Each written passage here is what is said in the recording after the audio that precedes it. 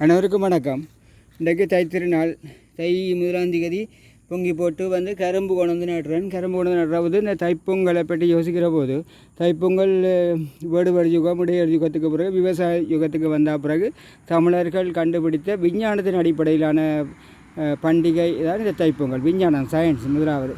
சொன்னால் நாங்கள் சயின்ஸில் இப்போ சொல்கிறோம், நாங்கள் சூரியனை பற்றி சொல்கிறோம், இந்த தாவரங்களுக்கெல்லாம் இன்றியமையாதது என்று சொல்கிறோம். ஆனால் அதை எங்கட தமிழர்கள் முதலே கண்டுபிடித்து விட்டார்கள். ஆனாலும் இப்போ என்ன கவலை என்று சொன்னால், இன்றைக்கு நாங்கள் தைப்பொங்கலை கொண்டாடுறோம். நேற்று நான் பார்க்குறேன், டவுனுக்குள்ளே தோரணத்தை விலைக்கு வாங்கி கொண்டு போயிடும். மஞ்சளில் கரும்பதுகள் விலைக்கு வாங்குறது வேறு போய் இப்போ தோரணமும் வாங்கி கொண்டு போகிறோம்.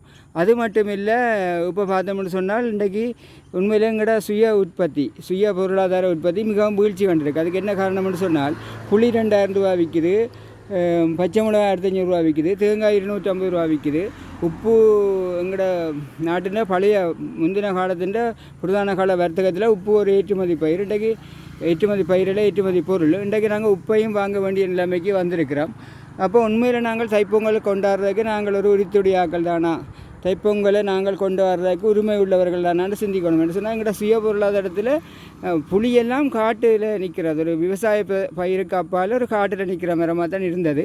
இன்றைக்கு புளியே 2000 ரூபாய்க்கு போயிட்டுது. அப்போ நான் என்ன சிந்திக்கிறேன்னு சொன்னால், நாங்கள் தைப்பொங்கலை அர்த்தத்தோடு கொண்டாடணும். அதாவது நாங்கள் தைப்பொங்கல் கொண்டாடுறதுக்கு அர்த்தமுள்ளாக்கணும்னு சொன்னால், முழுமையாக நாங்கள் ஏதோ ஒரு வகையில் விவசாய நடவடிக்கையில் ஈடுபடணும். உள்நாட்டு சுய பொருளாதாரத்துக்கு விவசாயத்தின் மூலமாக கணிசமான பங்களிப்பை வழங்கணும். அப்படி வழங்குற போது தான் நாங்கள் இந்த தைப்பொங்கலை கொண்டாடுறதுக்கு உரித்துடையாக்கள்னு நான் நினைக்கிறேன். உங்களோட கருத்து என்னவாக இருக்கும்னு தெரியல, பார்ப்போம். நன்றி, வணக்கம்.